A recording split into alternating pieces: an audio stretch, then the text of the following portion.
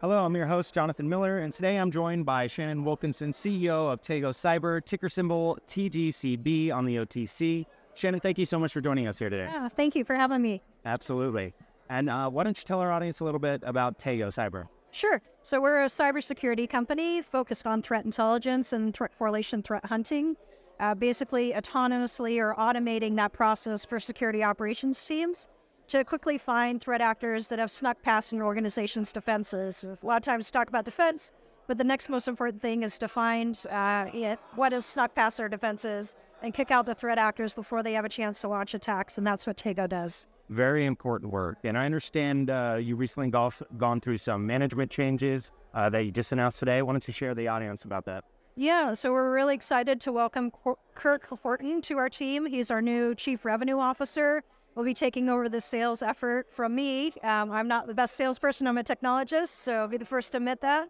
But we're really excited to welcome on SecureX as our partner for the Chief Revenue and Sales effort.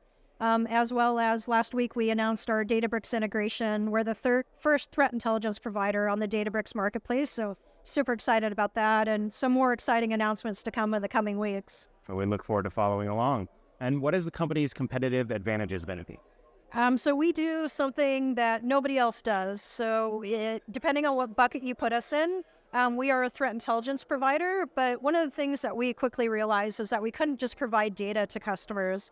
And we had to operationalize it and put that data to work. So we started building threat correlation engines that essentially takes the threat intelligence and automates the process of matching it against the customer's data.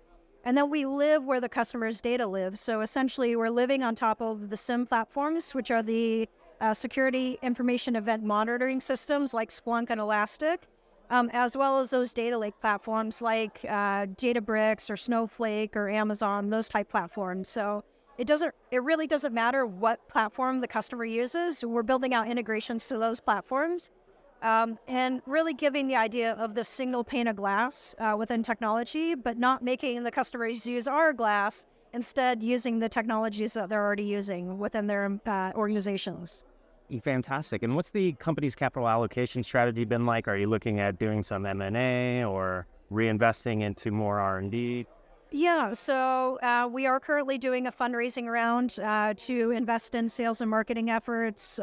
We IPO'd with mostly friends and family investors who we'd like to thank for their support so far. But really, with the new CRO coming on board, we're ready to take it to the next level with the idea that we'll be profitable within the next 12 months. So really just focusing on sales and marketing, growing the company responsibly, and getting to profitability.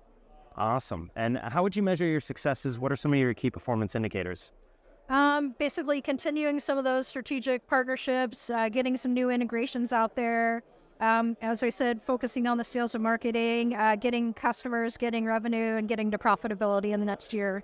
Fantastic. And then how do you foster a culture of innovation in your company? I imagine you always have to try to stay ahead of the curve. Technology is always changing. How do you keep ahead of all that? Part of it is that we're really dedicated to diversity and inclusion in cybersecurity. Of course, being a female cybersecurity founder, I'm really dedicated to that. But we have quite a few number of partnerships with other organizations. So for our software development team, we're partnered with a company called Ionovate that is essentially partnering senior developers up with those coming out of coding camps and community college programs so that we can get some of the best new talent that's coming out on the market, maybe doesn't have the experience. That helps us stay ahead for innovation.